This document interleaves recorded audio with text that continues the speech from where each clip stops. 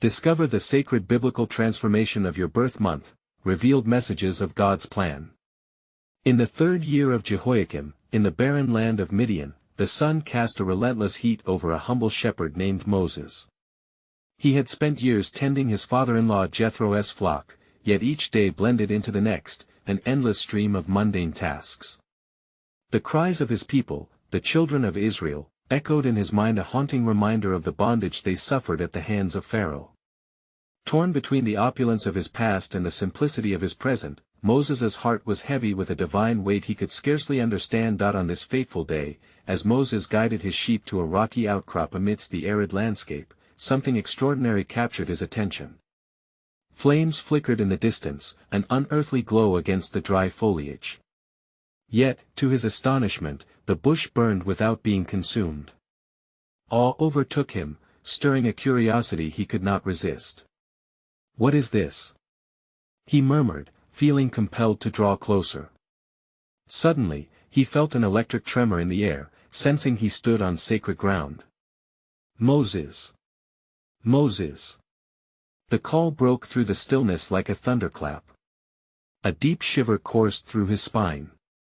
"Here I am," he responded, realization flooding him. This was not mere happenstance, but a divine appointment. Then a voice said, "Do not come near, take your sandals off your feet, for the place on which you are standing is holy ground." Trembling with fear and reverence, Moses obeyed, uncovering his heart before the Almighty. No longer a mere shepherd, he stood as a vessel open to the divine will of God. Yahweh's words poured forth with compassion, "I have seen the affliction of my people, and I have heard their cry. I am sending you to bring them out." Moses felt a crushing weight. "Who am I that I should go to Pharaoh?" Anxiety gripped his heart as the memory of his failure in Egypt resurfaced. The prince who became a fugitive. Self-doubt loomed large within him, like a dark cloud obscuring a bright sun. "But I will be with you," the Lord reassured, proclaiming his promise of companionship and divine empowerment. Yet the magnitude of the task felt insurmountable. What could he say to the Israelites if they demanded the name of the God who sent him? God's voice resounded through the ages, declaring, "I am who I am." In that moment, Moses tasted a profound truth. The God of his fathers, the God who is eternal and sovereign, was calling him to rise above his fears. Before we continue with this incredible biblical account, I want to make sure you don't miss any of these powerful scripture stories. Click the bell icon and select All Notifications. These biblical narratives have transformed countless lives throughout history. If God's word through this story is blessing you, please like and share with someone who needs to hear about God's faithfulness today. Tell me in the comments, which biblical story has most impacted your faith journey? I'm always amazed how God's word speaks to hearts across generations. Now let's continue with what the Lord did next. With each revelation of God's identity, Moses waged a quiet war within a battle between his inadequacies and the hope of sacred calling. The crackling fire spoke of purity and renewal, the mountain bore witness to a man wrestling with his destiny. The unease in Moses' heart blended with the flame's radiant brilliance, creating a sacred tension that hung in the air like heavy incense. Would he rise to embrace the divine purpose set before him or surrender once more to fear? The divine encounter left a hush, echoing with possibility, eager for the next chapter in a story of redemption that would reshape a nation. Entonces, mientras el aire reverberaba con la voz del Altísimo, el alma de Moisés lucaba con el vasto destino que se lo presentaba. Entre temores de lo desconocido y un eco de antiguas memorias, su narrativa personal se tornaba un conector de propósitos divinos.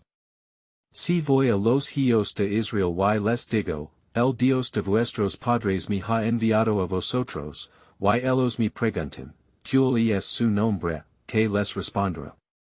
La inquietud de Moisés se manifestaba en su pregunta, una búsqueda genuina por entender el alcance de la misión que se lo había encomendado.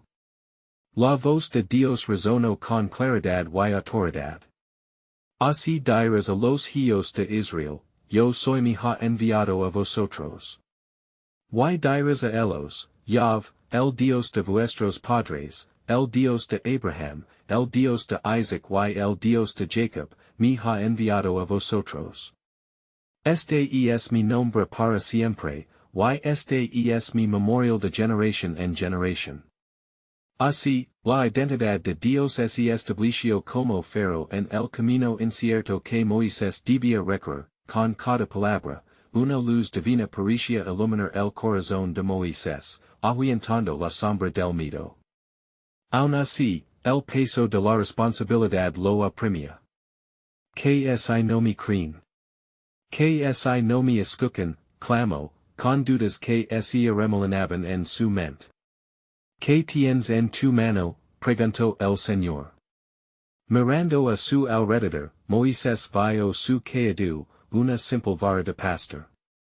Esta, respondió, su voz apenas un susurro.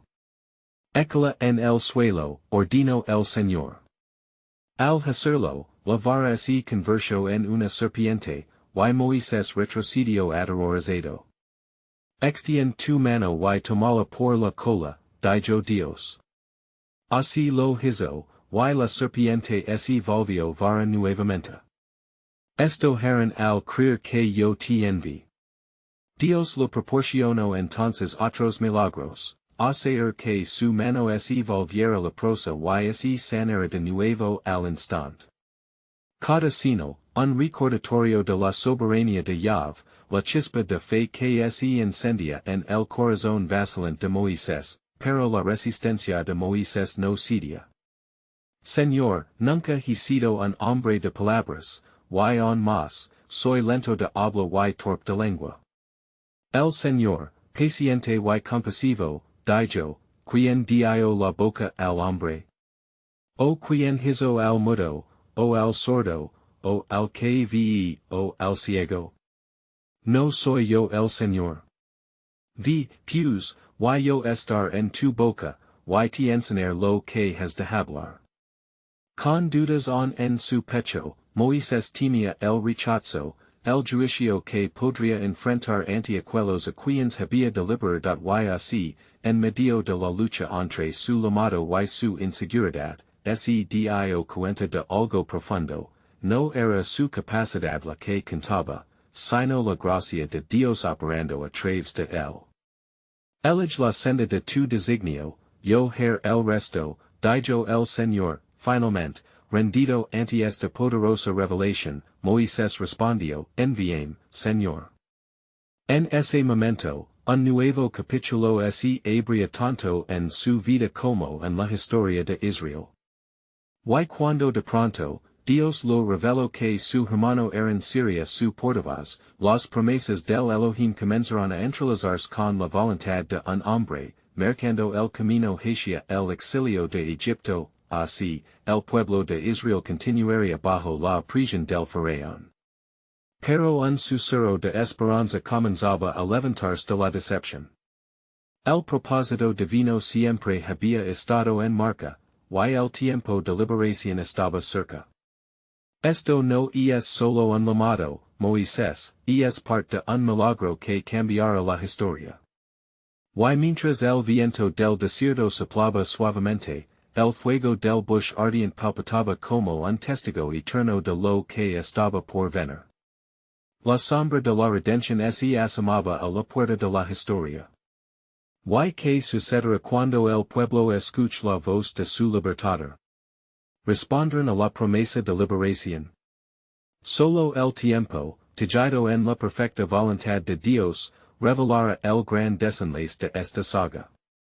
Y sucedió que, tras la poderosa revelación de su llamado, Moisés fue al encuentro de su hermano Aaron, quien había sido designado para ser su portavoz. En el desierto de Madián, cuando ambos se encontraron, sus corazones estaban llenos de la promesa de Yahweh. Moisés compartió con Aaron todo lo que el Señor le había dicho, los señales y los prodigios que debían ejecutar ante el pueblo de Israel y ante el faraón. Debemos regresar a Egipto, dijo Moisés con firmeza, su voz resonando como un eco del destino que les aguardaba. Los hijos de Israel han clamado por liberación, y nuestro Dios ha oído su lamento. Él nos guiará. Aaron, Con el corazón encendido por la fe, concordo, hermos todo lo que el Señor ha designado. Si él está con nosotros, ¿quién podrá estar en contra? La unión de estos hermanos, atormentados por pasadas perdidas y dudas, es forjada en una esperanza nueva, capaz de transformar la prisión en libertad. Y así, tomando camino hacia Egipto, los hermanos cruzaron el umbral de la antigua tierra. Conforme se acercaban a su destino, la angustia del pueblo oprimido reverberaba en sus corazones. Si la prisión de Israel estaba ensombreciendo la tierra, que hará la voz de nuestro Dios, se preguntó Moisés. Al llegar a los egipcios, Moisés y Aaron se presentaron ante los ancianos de Israel y, mostrando las maravillas que Dios les había concedido, proclamaron el mensaje divino: el Dios de vuestros padres os ha visto y ha prometido liberar a su pueblo. El ha dicho, yo soy, el que soy, está con vosotros. Los ancianos, al ver las señales, cayeron ante el poder del Altísimo y creyeron. La esperanza renació en sus oídos y el aliento del futuro les llenó de fortaleza. El pueblo, entusiasmado, creía que la hora de la redención había llegado. Sin embargo, el corazón de Moisés seguía inquieto. Y el faraón no los escucha. ¿Qué sucederá cuando declare tu mensaje eterno ante su trono? Cuestionó con preocupación. Pero Aaron, recordando la promesa de Dios, lo respondió: el Señor endurecerá el corazón del faraón para que se manifieste su gloria en medio de su pueblo. Así, llegaron al palacio. Comerciantes y nobleza observaban con curiosidad y desdén. En la presencia del faraón, Moisés y Aaron se presentaron con firmeza. Así dice Dios de Israel: deja ir a mi pueblo, para que me celebre en el desierto.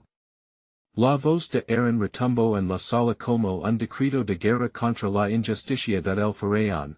Con soberbia y desdén, respondió: ¿quién es yo para que yo lo oiga? No conozco a este Dios y tampoco dejaré ir a Israel.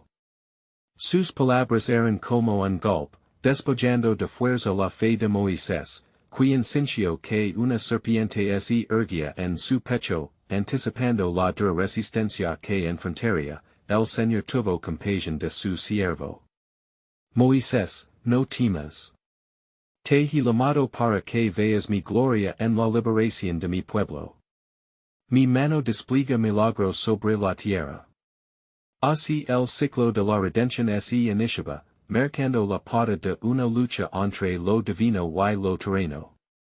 Las sombras de la prisión comenzaron a temblar ante la luz del propósito de Dios. Mientras el pueblo clamaba y el faraón desafiaba el mandato divino, el cielo se oscurecía, ya que la atmósfera estaba cargada de lo que estaba por venir. ¿Cuáles serían las maravillas que se manifestarían? Pero, ¿cómo cambiaría el rumbo de la historia esta confrontación entre el faraón y el Dios de Israel? La respuesta, oculta en la redención que se preparaba, aguardaba ser revelada en la severidad del juicio y la devoción del sacrificio. Aquel que había llamado a Moisés tenía un plan más grande, un propósito que resonaría por generaciones. Y Moisés y Aaron se retiraron del palacio del faraón, sus rostros reflejando la lucha interna que se libraba en sus corazones. La atmósfera era pesada, impregnada de desafío y temor. Los ecos del desprecio del faraón resonaban en sus oídos. Pero Moisés, aun sintiendo el peso de la prisión, se aferró a la promesa del Señor. Volveré, dijo Moisés con voz decidida, y alzar mi mano contra Egipto, por amor a nuestro pueblo. Mientras tanto, el pueblo de Israel, que había escuchado la proclamación de liberación, comenzó a murmurar entre sí. Algunos sentían un destello de esperanza, pero otros, temerosos, dudaban de la intervención divina. A traves de campos y hogares, la inquietud se propagaba.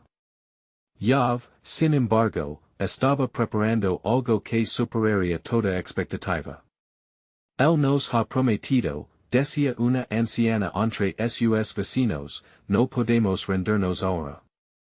Las palabras de la anciana calaron hondo en quienes la escuchaban, pues la historia de su pueblo estaba impregnada de proezas y memorias de un Dios fiel de el otro lado, el faraón se reunió con su consejo. ¿Por qué se han encadenado estos hebreos en la esperanza? Preguntó con desdén. No les considera nada. Solo aumentaremos su carga, que sienten el peso de su desobediencia. Así es decreto que los israelitas trabajen más arduamente, fabricando ladrillos sin paja, un nuevo método del faraón para quebrantar su espíritu. Mientras tanto, el corazón de Moisés se tornaba más pesado. Regresó al campamento donde se encontraba el pueblo y les dijo, no temáis, porque Yahvé nos ha visto y no nos olvidará. ¿Cómo podemos creer si el faraón ha endurecido su corazón? Replicó una voz entre la multitud, llena de escepticismo. Las miradas se encontraban entre la cruz de la esperanza y la sombra de la desesperanza. Recordad, continuó Moisés, las promesas de nuestros padres.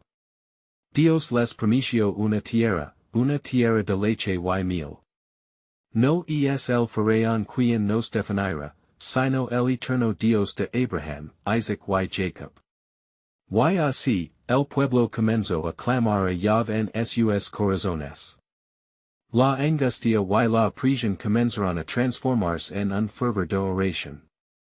Sin embargo, el cielo, que había estado en calma, pronto se vería alterado. Fue entonces cuando Yahvé habló nuevamente a Moisés desde el ardiente arbusto, Moisés. Yo ser tu voz, tus manos, y elevar mis signos de poder sobre Egipto. Que el faraón suelta mi pueblo, y lo saber que yo soy Yahvé. Los ojos de Moisés se llenaron de determinación. Señor, que me darás para lavar. ¿Cómo podré hacer frente a su desafío? Yo te der poder sobre las aguas del Nilo, respondió el Señor. Cuando les digas que será convertido en sangre, conocerán mi mano poderosa. Así estaba Dios dispuesto a desplegar su maravilla frente a todo Egipto, para que tanto el faraón como su pueblo supieran que Yahvé es el único Dios. Y mientras Moisés se preparaba nuevamente para afrontar al faraón, el pueblo levantó sus ojos, empezando a comprender que la liberación estaba más cerca de lo que pensaban. Sus corazones se encendieron de nuevo, y una valiente anticipación se esparció entre ellos, pues sabían que la soberanía de Dios estaba tejiendo su historia en la trama del tiempo, pero aún quedaba un misterio por descubrir, cómo se manifestaría la gloria de Dios en esta confrontación. ¿Qué señales se desatarían por la obra de su mano? La promesa de liberación pendía en el aire, esperando el momento preciso para que se desplegase la redención consagrada en la historia de la humanidad. Y pasó el tiempo, y el día señalado llegó. Moisés se levantó temprano, su corazón palpitante en su pecho, mientras se preparaba para enfrentar al faraón una vez más. Este era un momento que marcaría la historia. Una nube oscura del pueblo nunca antes vista se acercaba porque la voz de Dios atravesaría las murallas del orgullo egipcio. Con Aaron a su lado, Moisés llegó al palacio del faraón, el aire estaba tenso, como si el mismo cielo aguardara un acto decisivo. Así dice Yahvé, el Dios de Israel, deja ir a mi pueblo, para que me celebren en el desierto. El faraón, con dureza en su mirada, respondió, ¿Quién es este Yahvé de quien hablas? ¿Por qué debería escucharlo? Nunca otorgar libertad a un pueblo de esclavos. Con esas palabras, el corazón de Moisés tembló, pero él sabía que no estaba solo. Por la present, veres la grandeza de los poderes de nuestro Dios, declaró Aaron, mientras Moisés se preparaba para demostrar la voluntad de Yahvé. Moisés levantó su vara, como lo había ordenado el Señor, y golpeó las aguas del Nilo, y al instante, la corriente fluyó roja como sangre. El terror se esparció entre los egipcios, el inconfundible sonido de chaos invadió el corazón del faraón y su reino. ¿Qué es este engaño? Clamó el faraón, pero mientras contemplaba el horror que lo rodeaba, la incertidumbre también comenzó a enraizarse en su corazón. Sin embargo, su corazón estaba endurecido, como la tierra que no quiere absorber la lluvia. Los hebreos están llegando, ¿acaso podrán sostener lo que han comenzado? Lamento, al reunir a sus magos. Los hechiceros de Egipto imitarán el milagro, y la risa del faraón resonó en las paredes de su palacio. Entonces, Yahvé habló a Moisés otra vez, instruyéndolo en sus sendas de poder. Los señales han comenzado, y on habrá más. Di al faraón que si no suelta a mi pueblo, las aguas del Nilo serán comidas por ranas en cada rincón de Egipto. Y Aaron, siguiendo las órdenes del Señor, expandió su mano sobre las aguas, y una multitud de ranas emergió, cubriendo la tierra. El clamor de Egipto se tornó en gritos de angustia. Los egipcios estaban llenos de terror y abramados por la plaga, pero el faraón endureció aún más su corazón, aunque empezaba a experimentar el peso del rechazo. Il dijo a Moisés en un gesto de desesperación, suéltalos, y yo prometo dejarlos ir si me quitan esta plaga. Mas, cuando Yahvé detuvo las ranas, el faraón volvió a endurecer su corazón, así Moisés, en obediencia y fe, continuó intercediendo ante el faraón, proclamando el poder y la justicia de Dios. Pero con cada plaga, el corazón del rey se volvía más obstinado, reflejando la lucha entre la luz de Dios y la oscuridad del orgullo humano. Mientras tanto, el pueblo de Israel observaba con asombro y temor, llenos de incertidumbre y esperanza. Serían ellos los elegidos para conocer la redención a través de esta oscura noche de desafíos, la sombra de la opresión aún acechaba sobre ellos, pero la promesa de liberación, ahora inminente, comenzaba a tomar forma.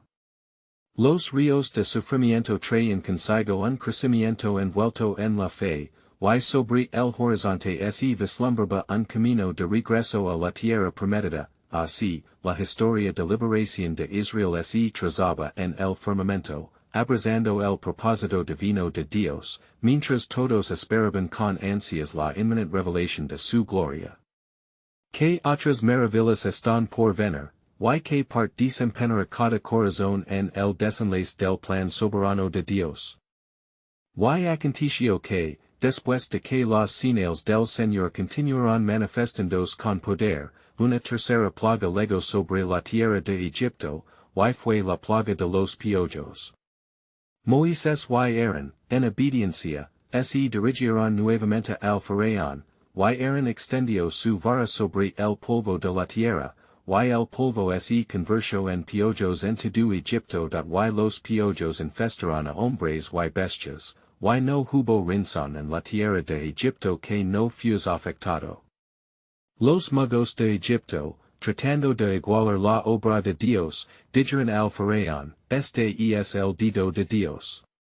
Sin embargo, el corazón del faraón se endureció aún más, y no escuchó a los hombres sabios que lo hablaban. Entonces, Dios habló a Moisés, diciendo, levantate por la mañana y presentate ante el faraón, cuando el sol al agua, y dil, así dice Yahvé, deja ir mi pueblo, para que me sirvan. Y si no los dejas ir, y aquí que yo enviar sobre ti y sobre tus siervos, y sobre tu pueblo, y sobre tus casas, la plaga de las moscas.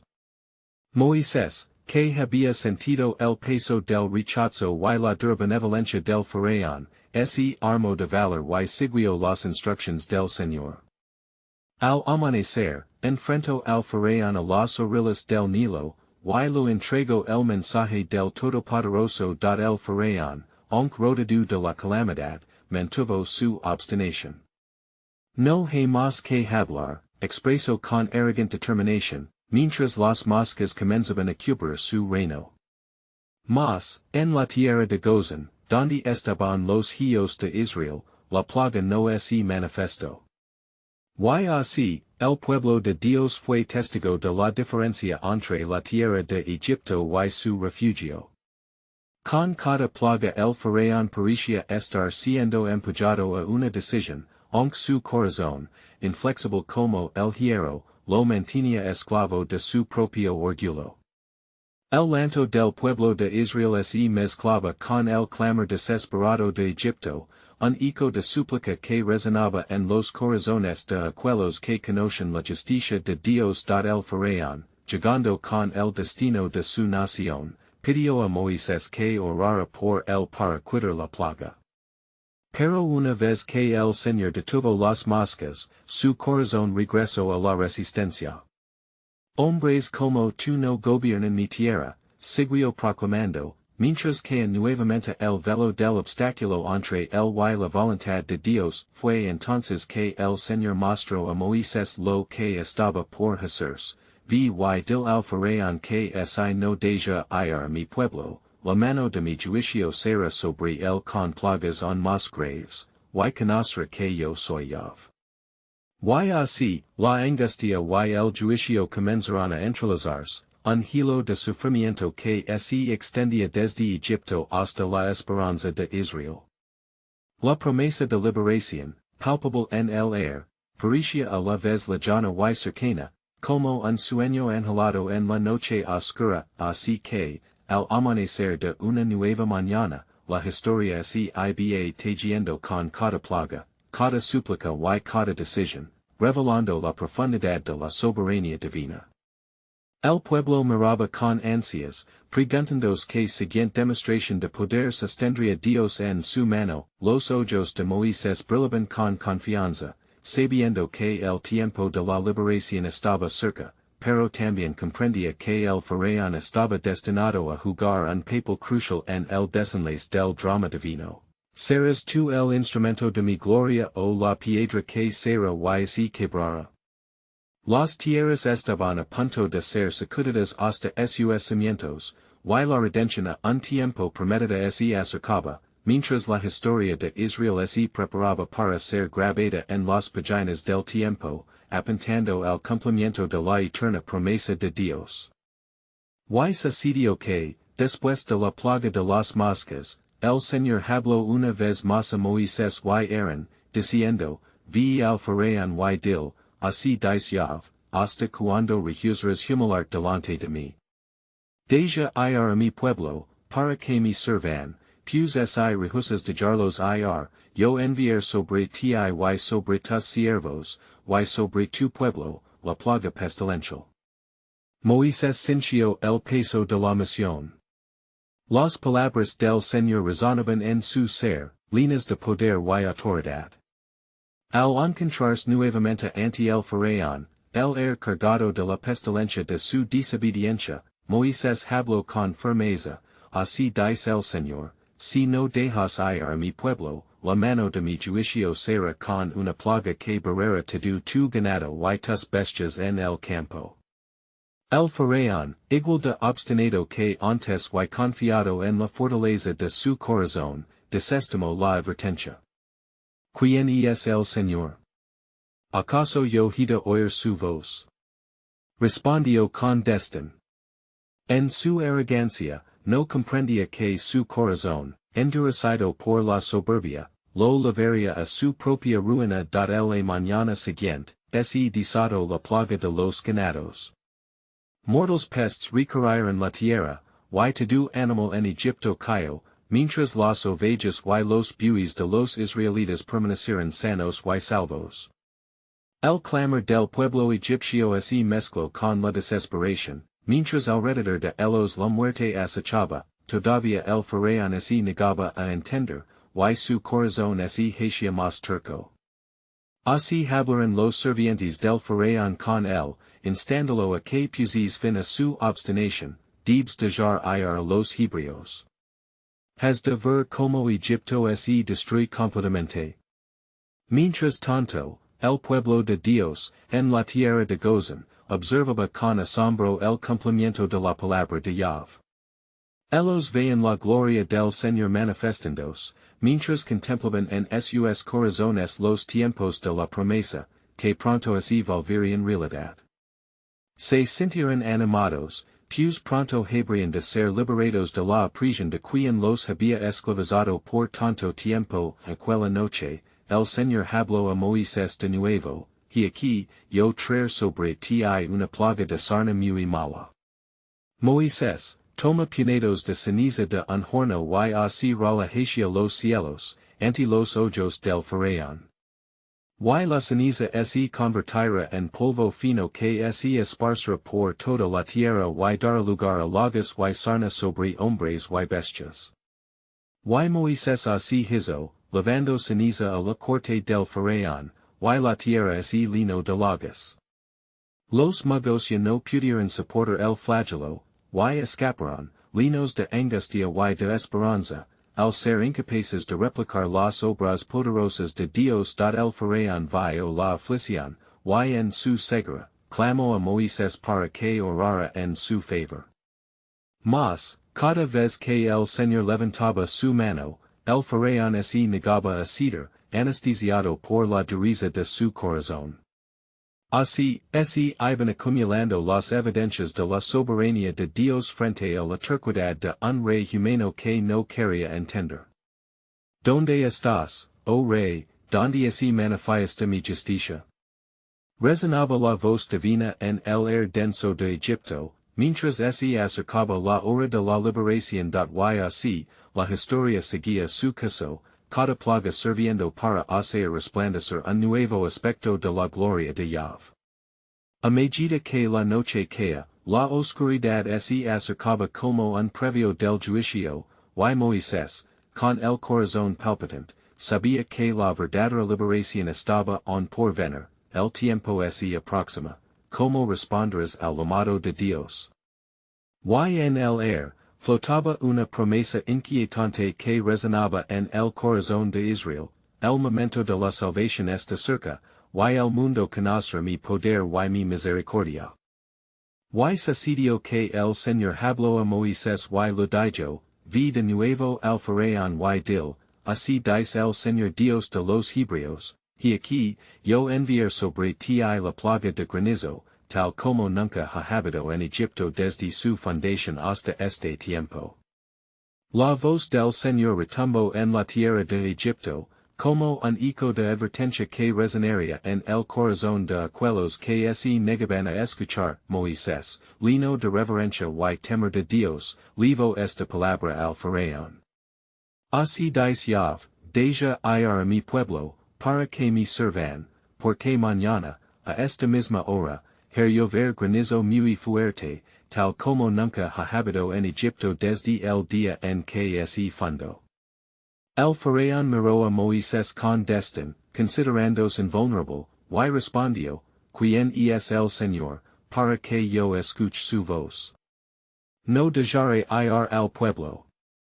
Sin embargo, el Señor, en su poder, sabía que había quienes en Egipto podrían temer su nombre.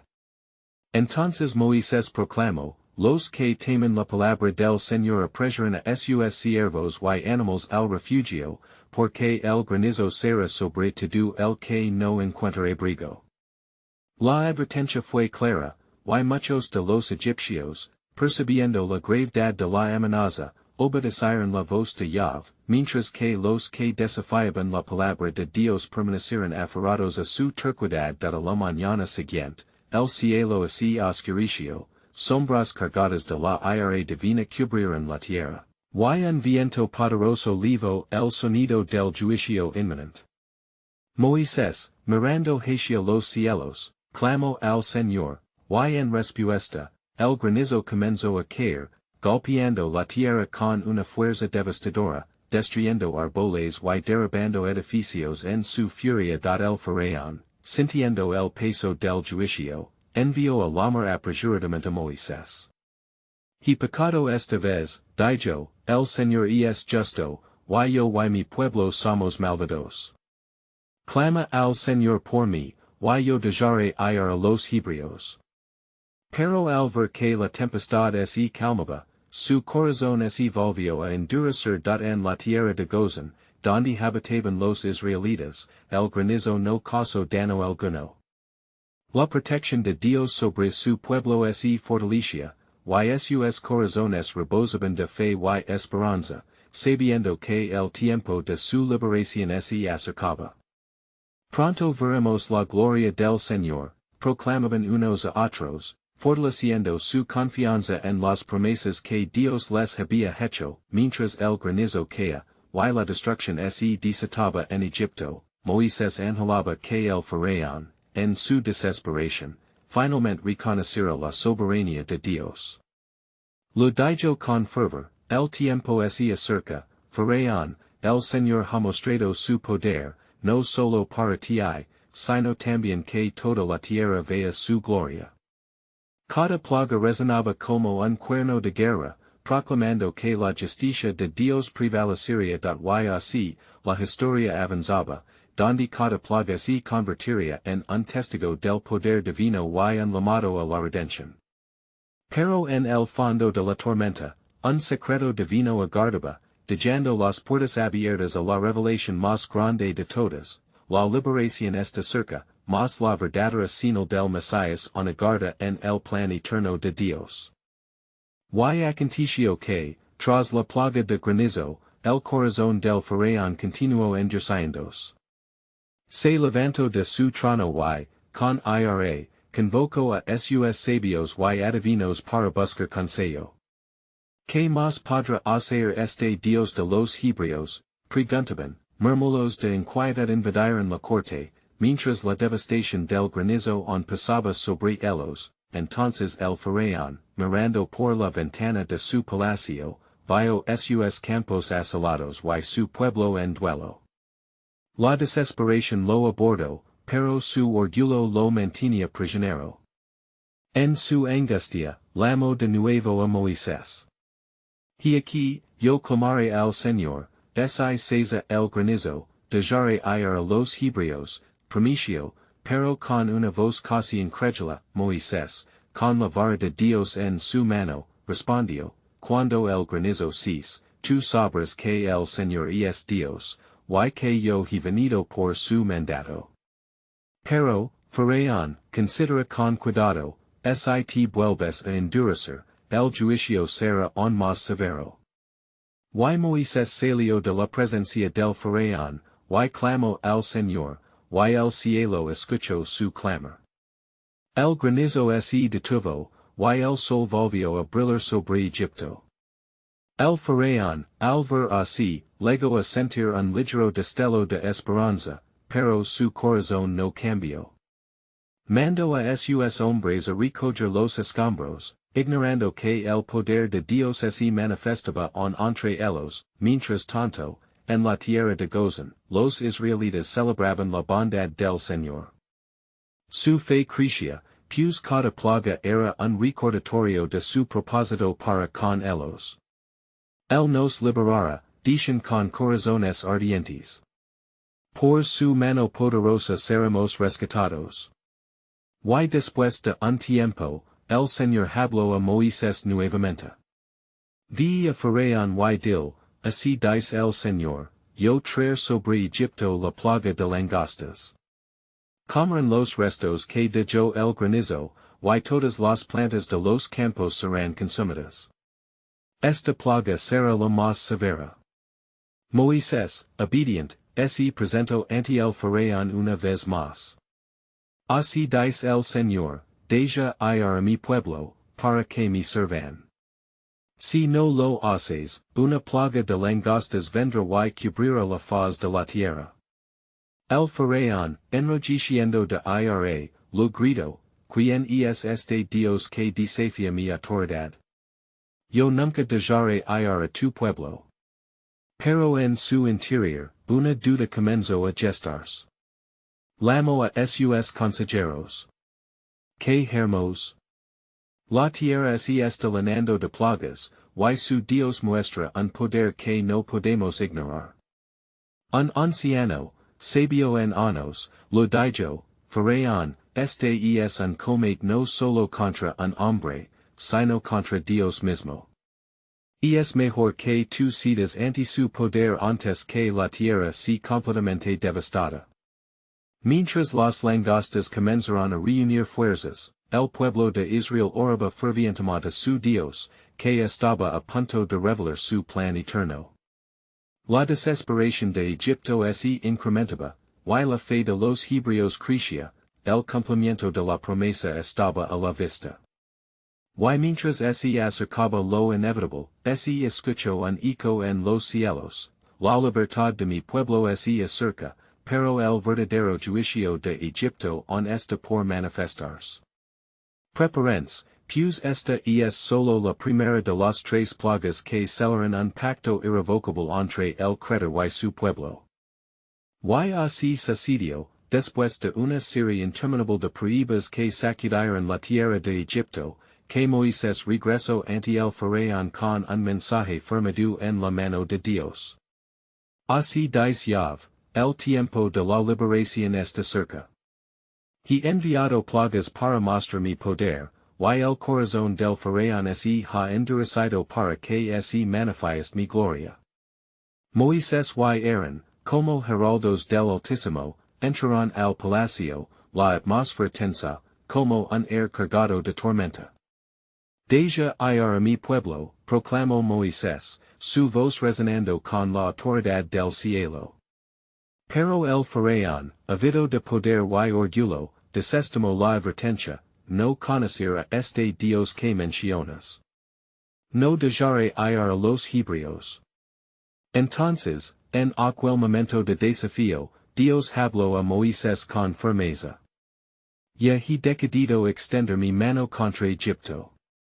La última plaga traerá la muerte de los primogénitos de Egipto, y con esta, el clamor de mi pueblo será tan fuerte que el faraón cederá.